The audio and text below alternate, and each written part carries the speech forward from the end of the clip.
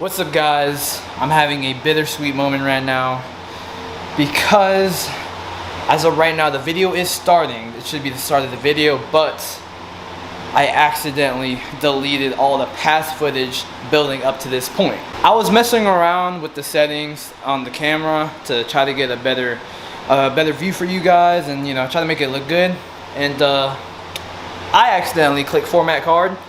So I formatted my SD card, and if you guys don't know what that means, I basically just deleted every file that I had saved up to this point. Yeah, it sucks. I'm pretty bummed out about it, but like I said, I'm having a bittersweet moment because that did happen. But as of right now on the car, I just got done finishing masking and wiping it down with some alcohol to get it clean, and I'll just show you guys where we left off from the last video. Before I formatted the card, basically, we brought the car in. Y'all know how the paint was before. It was all bad. I had some dry spots. I had some clear coat fade in, some faded paint, some chip paint, everything you could imagine on this car. And just to show you guys, here we are with the car. I'm gonna go in detail because as of right now, you guys don't know what I am showing you guys. Right on the hood, as you can see, we have a lot of exposed metal because we did have some rock chips, and some of those rock chips did get deep down in the paint, which caused some surface rust, but that's not a problem as long as we didn't reach into some real rust, if you guys know what I'm talking about. But yeah, here we have the hood. Moving along to the driver's side front fender, it was pretty good, nothing crazy. I mean, basically everywhere on the car, especially here, there's gonna be some exposed metal, of course, just because it's a 13-year-old car, I think. I'm pretty sure I'm doing the math right, and it's gonna be bad, but it wasn't too bad, so it was good enough to where I was able to try to sand down everything to get ready for paint, but it wasn't that bad to where I had to take it like really into detail. Here we have the driver's side all the way to the back, taped and masked up everywhere, of course. Right behind me I have the hood scoop, which is supposed to be there, of course, but we just have it right here for now. Over here towards the back, took off the spoiler. Spoiler is on the workbench over there. And yeah, taillights, reverse lights out.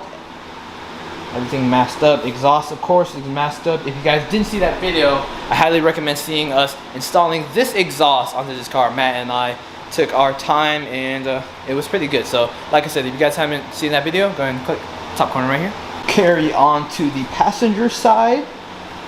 We have, this is what we're looking at over here by the gas tank, and then over here, I mean, this side's not even that bad, dude. The driver's side, as I shown you guys in the previous clip, it's really bad, but here it wasn't horrible. On the roof though, seen some damage, seen some better days. I also took off the little panels, or the plastic panels, I don't know what I should call it. I took them off just so when I do lay down this primer here in a second, it just can get in between those grooves over here, like so.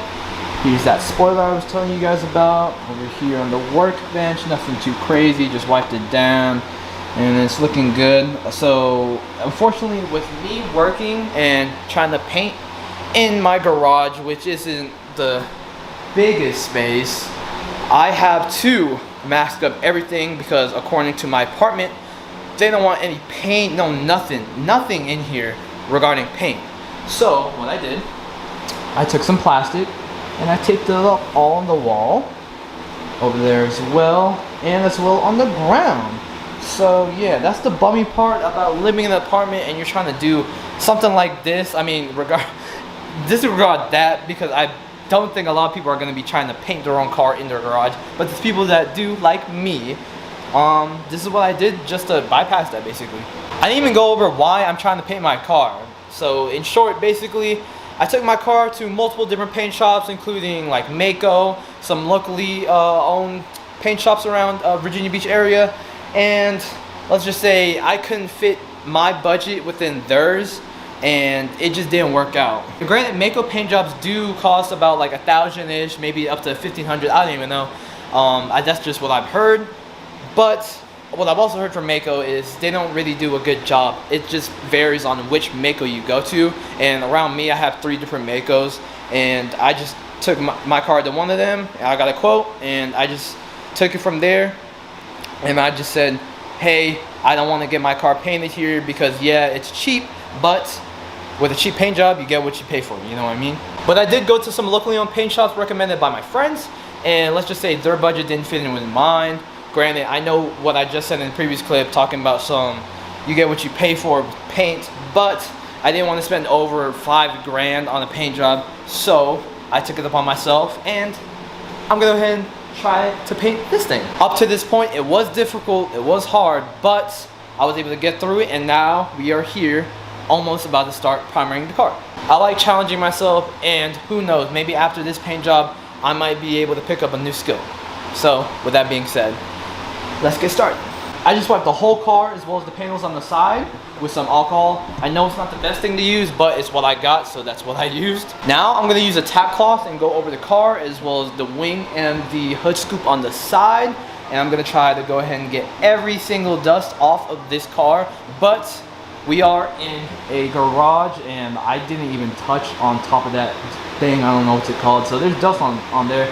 So I know it's not going to be a perfect environment for me to lay down this primer, but I'm going to try my best to get everything clean so I can have a somewhat good paint job.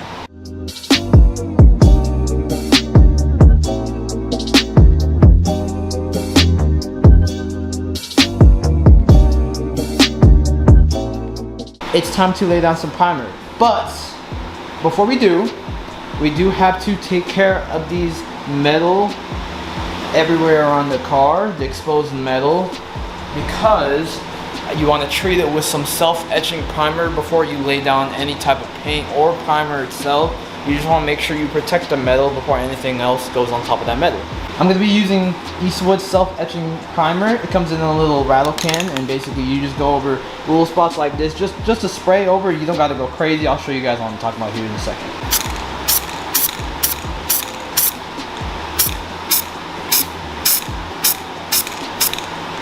That's all you need. Maybe I did a little OD on that. Before I take care of all the exposed metal all around the car, I'm gonna throw on my respirator, and I just wanted to tell you guys in case you're planning to do this, or even just sanding, or just working on your car overall. You always want to protect yourself, so I'm gonna go ahead and throw some gloves on, my respirator, and we'll take care of the metal spots, and I'll pick it up from there.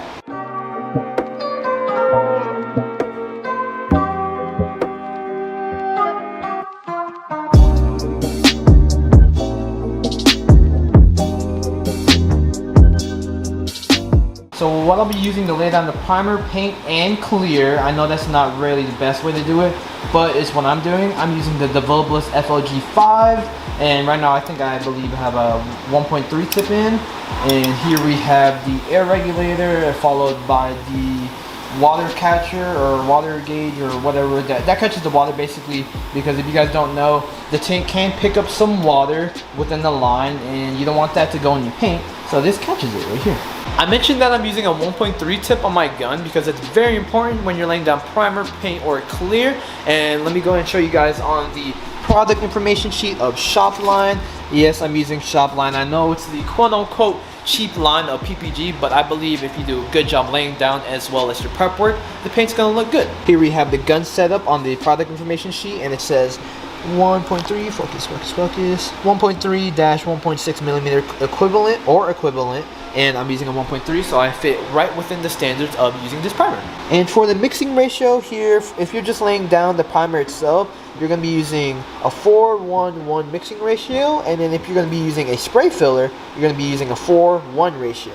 And if you guys don't know what I'm talking about, I'm going to go ahead and explain it to you guys when I deal with the primer. I'm going to be using this 21-gallon McGraw tank that I picked up from Harbor Freight a couple days ago. I think it's going to work well painting this car, and I think that's the bare minimum you should go when painting a car like a hatchback or a sedan. Here we have the mixing cup, and as I mentioned before, we're going to be using a 4:1:1 ratio for this primer. And if I can find it on this, here it is, 4:1:1 on the cup. Basically, we're going to fill up to number 8 with primer, and then we're gonna follow matching the 8, so 8 over here and 8 over here. We're gonna use hardener with this number 8, and then fill it up to this number 8 with reducer. What's up, guys? This is the next day after I laid down that first coat of primer, and I just want to show you guys how it looks. Here we have it in the front. I mean, everything overall, like, just it looks pretty nice. It's a little bit too, not too rough, but like, you know, a little bit patchy, so I'm not worried about that. Here's the wing. I mean, with this, I basically like painted one side and then I flipped it over using like the bottom side, because the bottom side really doesn't matter, and then I just did that side as well. I didn't get to do the door handles because I didn't really know what to do, because I painted this one, as you can see, but as soon as I put it down, it fell, and I totally didn't think about that. So what I did is I made like these little holes in the cardboard box, and I'm gonna paint these today, and then just stick them in there and then have them dry overnight. Unfortunately, I did run into some paint gun problems over here on the trunk.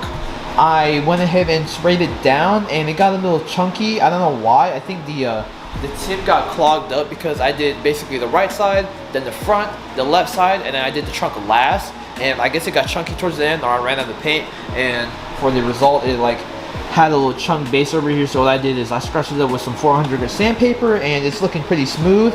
And I also was having problems with the gun over here. Let me show you guys. On the catch can, basically the water catcher, I don't know what you want to call it, I don't think I tightened it enough on the bottom. As you can see, I taped it down, and what was happening is I would paint down on the car and water would drip down from the gun, laying it down on the car, and that's not good. So what I did was I tightened it with a 14 wrench, and I went ahead and put that tape over it in case I didn't tighten it enough, but I tightened it pretty good. So hopefully I don't run into that problem as I go paint this second coat of primer. I didn't film myself painting the first coat of primer onto the car because I was just so focused on laying down the primer nice and smooth, because this is my first time painting a car and I didn't want to mess up, especially on my first time.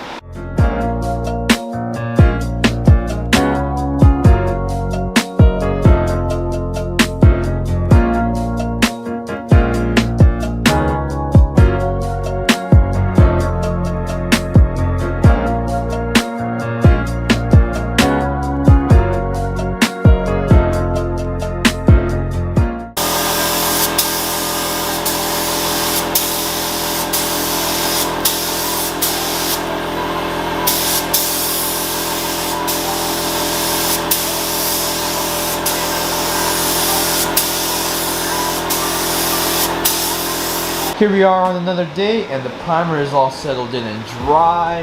It's about 2 days after I laid down the primer, and it's looking pretty good. There's some spots that we do need to buff out with some sandpaper, but that'll be no problem. What I'm basically gonna do now is I'm gonna lay down some guide coat. If you guys don't know what guide coat is, I'll explain it later, but I'm gonna be laying it down on the roof. I'm gonna start with the roof because I think it's the hardest, so I'm gonna just get the hardest part out of the way. And then I'm gonna be sanding it down using the guide coat to, you know, help me guide me through the sanding process. I got you guys up on the tripod now, and here we have in my hand is some dry guide coat. As you can see, it comes in a powder form like this, or you can get it in a aerosol spray can form. I just went with the powder form just off of my head. But basically, so here is that little applicator they give you, and in here it's basically just like black powder. And I'm gonna put it on the applicator and then spread it all across the roof. And then what you do with that is you take your sandpaper and you sand it down till you can't see any black powder, because that essentially is just showing you where you have some low spots, and it just basically, like it says in its name, guides you through the sanding process. I do have my respirator off just for the sake that you guys can hear me, but as soon as I explain this to you guys, I'm gonna throw it right back on. Like I explained before, always have your respirator on because you don't wanna have any bad inhaling in your lungs. I know you guys can barely see, but I went ahead and took off the plastic off of the top, and now I'm basically gonna take the applicator on the top and then twist it up and down like that. Now I should have some black powder onto the applicator, and I'm just gonna go ahead and spread it around just like this. Not even 30 seconds within me applying this guide coat, I can already see some deep spots. Like over here we have a big deep spot and another one. Like I said, you guys can barely see on the camera, but for me it's showing every imperfection on the roof. And after I get done spreading all of this around, I'm gonna go ahead and show you guys how to sand this down. I applied most of the guide coat on the driver's side of the car. What I'm gonna do is work my way all the way on the driver's side and then flip over to the passenger side. And what I have in my hand is my orbital sander with P400 sandpaper. I'm gonna be just dry sanding it. I know some people tend to say either dry sand it or wet sand it, but I think dry sanding it is just gonna do the job.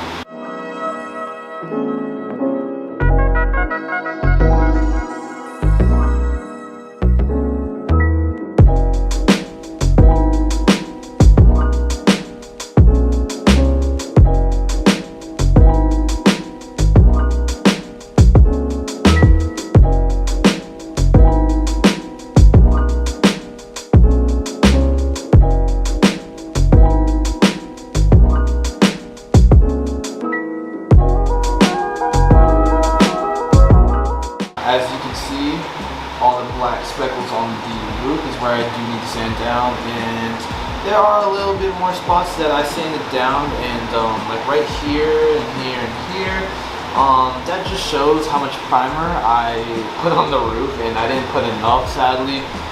So at least I know next time what I need to do. I think I'm more or less focused on the hood and the side of the car, and I didn't really focus on the roof and the rear. Of course you want to focus on everything, but that's just a mistake I made, so learn from your mistakes, right?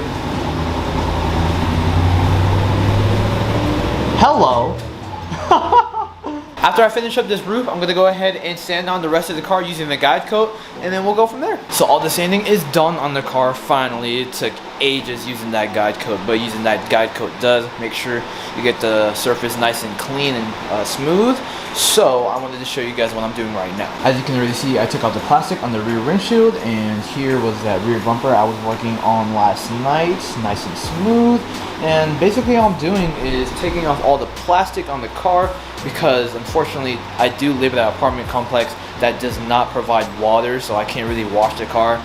So with that being said, I have to put on all the important stuff like reverse lights, headlights, side mirrors, because I'm gonna have to go ahead and wash the car at a car wash. Hopefully some of you guys don't have to do that, but I do want to get the car nice and clean, so I have to do what I have to do.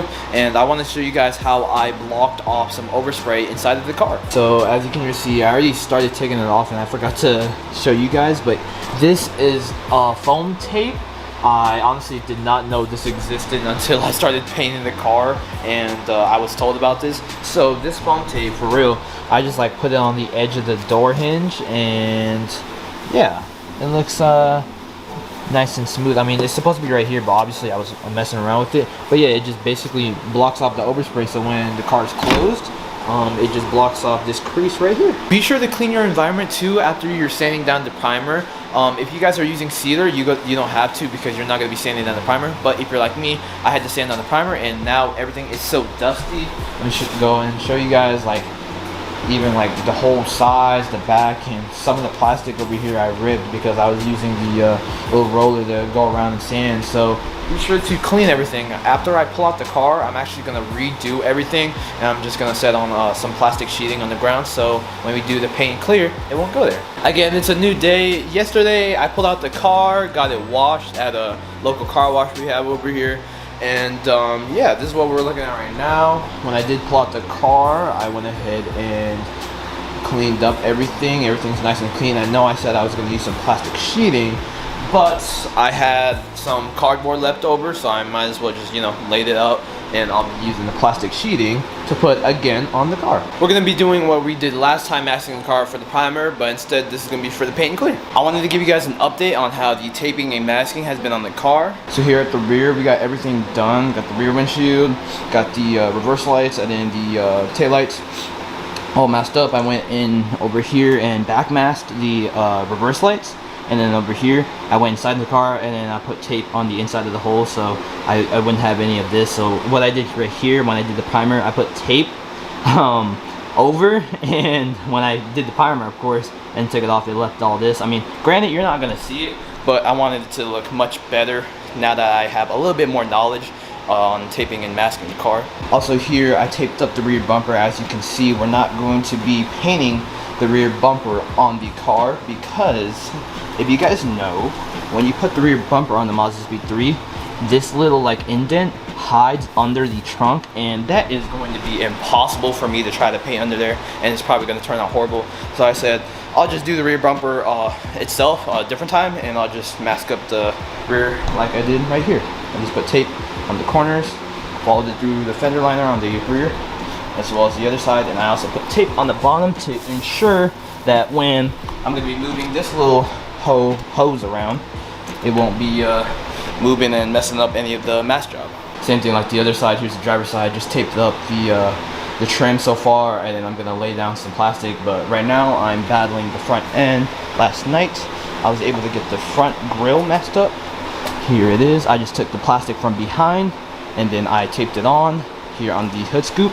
I back masked like I did with the reverse lights, and I put plastic on the top, as you can see. And right now I wanted to show you guys what I'm doing with the front windshield.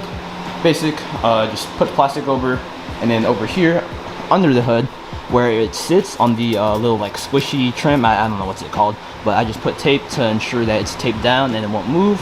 And then here I use the what do you call this again, the trim tape, the foam tape, and I just laid it down over here, so when the hood sits there's gonna be that little gap, and the foam tape is going to take care of any of the overspray. What's up guys, it is paint day, and I just got done cleaning and wiping the car down, and I just wanted to give you guys a rundown on what I did. So I kind of used this like 3-step method, I guess I'm gonna call it. Basically I took some shop towels and I just wiped down the car with some alcohol, some isopropyl alcohol. You can get it at like Walmart, Target, whatever. And after that I took some wax and tar remover. I'm gonna show you guys right here. This is what I used when I was researching. I found this, so if you guys need this, I'm gonna put it in the link description below. Anything I use in this video I'm gonna put in the link in the description, just for you guys, in case you guys were trying to do this similar project like mine and wanted to give it a shot. I also used the blue shop towels over here. I picked these up at O'Reilly. I mean, just your basic shop towels for real. And after that, I took some, just one tack cloth, and I just ran through the whole car. So all of the lint or anything, the debris that you can't see with the human eye, I used the tack cloth to wipe it down. And I mean, shoot you guys, it looks pretty clean to me, so you know what that means. As stated before, I am not going to be painting the rear bumper, the spoiler, and the, where is it, hood scoop. The hood scoop's under here, as well as the door handles, just because I'm just worried about the car right now. I mean, of course I would love to get these painted, but I could always paint it separately, which is no problem for me. I just want to get the car done, just so it's, you know, peace of mind out of my mind. Here is our base coat. I believe this is 3 quarts. I wish I got a gallon, but as I stated before, I will not be painting some of those items on the car, so it just, you know, makes it better for me having 3 quarts instead of a gallon. So I probably won't be able to paint the rest, so I'm gonna have to pick up some later, but that is no problem. I'm gonna try to give you guys a little rundown because I know after I put on my gloves and my respirator, I will not be touching the camera. I would love to have either a camera guy or just use my tripod, but I'm gonna try to keep everything out of my way when painting this car, just so I can just focus on the car, because this is the whole project in mind right now. Here's our acrylic base coats right here. As stated before, I'm not sure if I brought it up to you guys, this is a 1-to-1 ratio, and then here is the clear coat, and we are running with a focus 2-to-1 ratio. And to give you guys a little rundown of the garage setup, what I'm going to be doing is I'm going to be opening up the garage up to the fan level, just so I can put the fan outside. I'm going to be having the fans pull the air outside. And just because I have a respirator does not mean, like, I mean, it's gonna get bad in here. So having these fans up here is gonna help tremendously. And as well, I'm gonna have 2 pieces of cardboard I picked up at work, and I'm gonna be placing them in the middle of the fans, just because it is around 9:30ish right now in the morning, and the bugs are starting to wake up as well, and I don't want any type of bug to come in here. Regardless, there is probably gonna be some bugs or some form of debris that lands on the car. It happens. This is not a paint booth. This is a garage setup, so I'm honestly expecting nothing less from that to happen. So without further ado, let's get started. I also forgot to mention about the base coat. I went with a BMW Daytona Violet. I believe the color code is 283. Correct me if I'm wrong. If it's not 283, it's 238. I had those mixed up when I went to the paint shop to get this made actually. But yes, this is what we're going with, and I believe it's gonna look awesome. At the top is that little color. I mean, it's a violet purplish color, and I have dust on it, so you can't really tell. But you guys are just gonna have to wait for the end result. What's going on, guys? It's been about a year after I painted the car. I know this is a long overdue update, or not update, but basically just showing off what the car looks like in its final form of after painting. And I'm gonna show you guys what she looks like. There's my mom, so I don't know. Here we have the front. Switch over to the driver's side. What I learned about this car, or not about the car, but about my work, basically I should have done more work into my prep, because there are a couple spots on the car where you can see little imperfections here and there. But a good buddy of mine told me, basically, since I'm the one that made the car, or not made the car but painted the car, I know where all the imperfections are, like spot on. But from somebody that doesn't know my car and just a regular bystander, they'll look at it and be like, it's kind of cool. Just the rear, switch over to the passenger. Overall, do love this paint. I think the color was a very good choice of mine.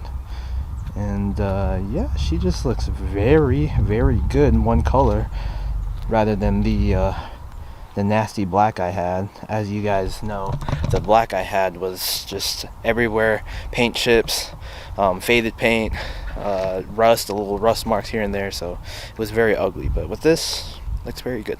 It does suck that I didn't get to film everything on painting and prepping this car, but I learned from that mistake, and hopefully I will never do it again in the future. So I hope you guys did enjoy this video. Please go ahead and give me a like, comment, subscribe down below, and be sure to dream forever.